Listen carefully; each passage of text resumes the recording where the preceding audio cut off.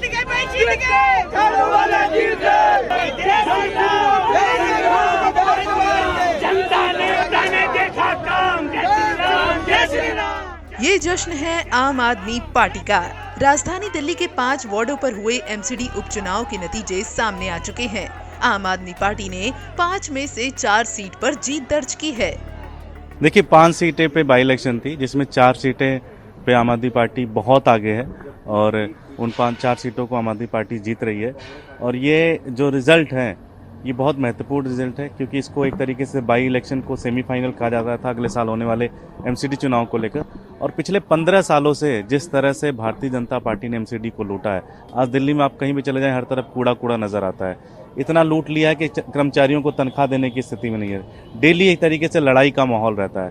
वहीं दूसरी तरफ अरविंद केजरीवाल जी ने जिस तरह से दिल्ली का एक संपूर्ण विकास किया है, चाहे वो स्वास्थ्य हो, चाहे शिक्षा हो, चाहे बिजली हो, चाहे पानी हो, मुझे लगता है कि इस नतीजे ये दिखाते हैं कि दिल्ली की जनता ये मन बना चुकी है कि आने वाले चुनाव में, एमसीडी चुनाव में अरविंद केजरीवाल को देंगे, एमसीडी भी अरविंद केजरीवाल को देंगे।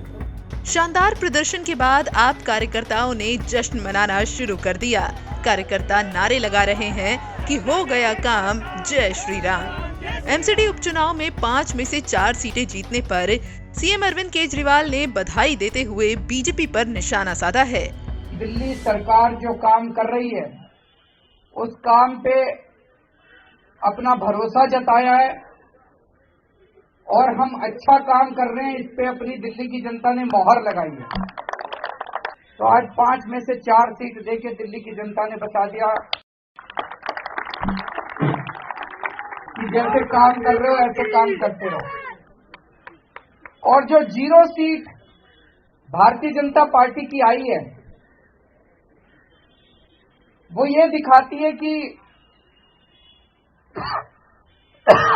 एक तरफ जहां आम आदमी पार्टी के 6 साल के काम से दिल्ली की जनता बहुत खुश है, दूसरी तरफ भारतीय जनता पार्टी के 15 साल के काम से एमसीडी में दिल्ली की जनता बहुत नाराज है। इतनी नाराज है, इतनी नाराज है कि उनको 0 पे डाल दिया। चारों तरफ दिल्ली के अंदर एमसीडी ने गंदगी फैला रखी है।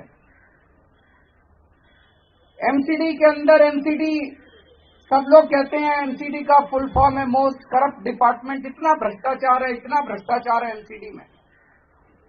जनता इस तरह का भ्रष्टाचार नहीं चाहती। जनता चाहती है कि जैसा दिल्ली सरकार अच्छा काम कर रही है, वैसा ही अच्छा काम अब एमसीडी में होना चाहिए।